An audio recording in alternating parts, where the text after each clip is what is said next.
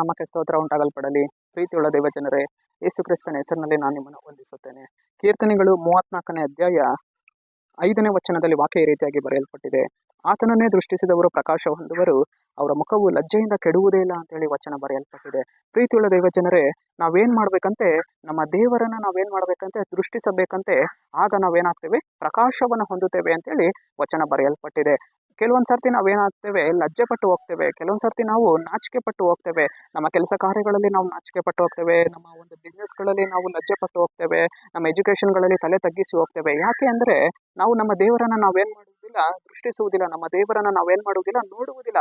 ಅವರ ಪ್ರಕಾಶವನ್ನ ನಾವೇನ್ ಮಾಡಿರ್ತೇವೆ, ಕಳೆದುಕೊಂಡಿರ್ತೇವೆ. ಕಳೆದುಕೊಂಡವರ ಹಾಗೆ ನಾವೇನಾದ್ರೂ ಕೆಲಸ ಕಾರ್ಯಗಳನ್ನ ಹೋಗುವಾಗ ನಾವೇನಾಗ್ತೇವೆ, ಅವಮಾನ ಪಟ್ಟು ಬರ್ತೇವೆ, ಲಜ್ಜೆ ಪಟ್ಟು ಹೋಗ್ತೇವೆ. ನಾವು ಯಾವಾಗ ನಮ್ಮ ಕೆಲಸ ಕಾರ್ಯಗಳಲ್ಲಿ, ನಮ್ಮ ಬಿಸ್ನೆಸ್ಗಳಲ್ಲಿ, ನಮ್ಮ ಓದಿನಲ್ಲಿ, ಎಲ್ಲಾ ವಿಚಾರಗಳಲ್ಲಿ ನಮ್ಮ ದೇವರನ್ನ ನಾವು ಯಾವಾಗ ದೃಷ್ಟಿಸ್ತೇವೋ ಆಗ ನಾವು ಆತನ ಪ್ರಕಾಶವನ್ನು ಹೊಂದಿಕೊಂಡು ಒಂದು ಜಯದಿಂದಲೇ ನಾವೇನಾಗ್ತೇವೆ, ನಡಿತೇವೆ. ನಾವು ದೇವರ ಸಮ್ಮುಖದಲ್ಲಿ ಕುಳಿತುಕೊಂಡು ಆತನ ಪ್ರಕಾಶವನ್ನು ನಾವೇನ್ ಮಾಡಬೇಕು, ಹೊಂದಿಕೊಳ್ಳಬೇಕು. ಆತನನ್ನು ನಾವೇನ್ ಮಾಡಬೇಕು, ದೃಷ್ಟಿಸಬೇಕು.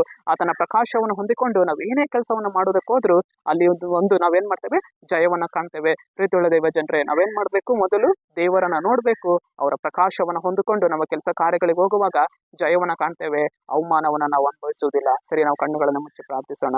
ಅಪ್ಪ ಕರ್ತನೆ, ಈ ಸಮಯಕ್ಕಾಗಿ ನಾವು ನಿಮಗೆ ಸ್ತೋತ್ರ ಮಾಡ್ತೇವೆ ರಾಜ. ಕೀರ್ತನೆಗಳಲ್ಲಿ ನಿನ್ನ ವಾಕ್ಯ ಬರೆಯಲ್ಪಟ್ಟಿದೆಯಲ್ಲ ಸ್ವಾಮಿ, ಆತನನ್ನೇ ದೃಷ್ಟಿಸಿದವರು ಪ್ರಕಾಶ ಹೊಂದುವರು, ಅವರ ಮುಖವು ಲಜ್ಜೆಯಿಂದ ಕೆಡುವುದಿಲ್ಲ ಅಂತೇಳಿ ವಾಕ್ಯ ಹೇಳಿದೆಯಲ್ಲ ಸ್ವಾಮಿ. ಕರ್ತನೆ, ನಾವು ನಿಮ್ಮನ್ನ ಎದುರು ನೋಡ್ತಾ ಇದ್ದೀವಿ ದೇವ್ರೆ.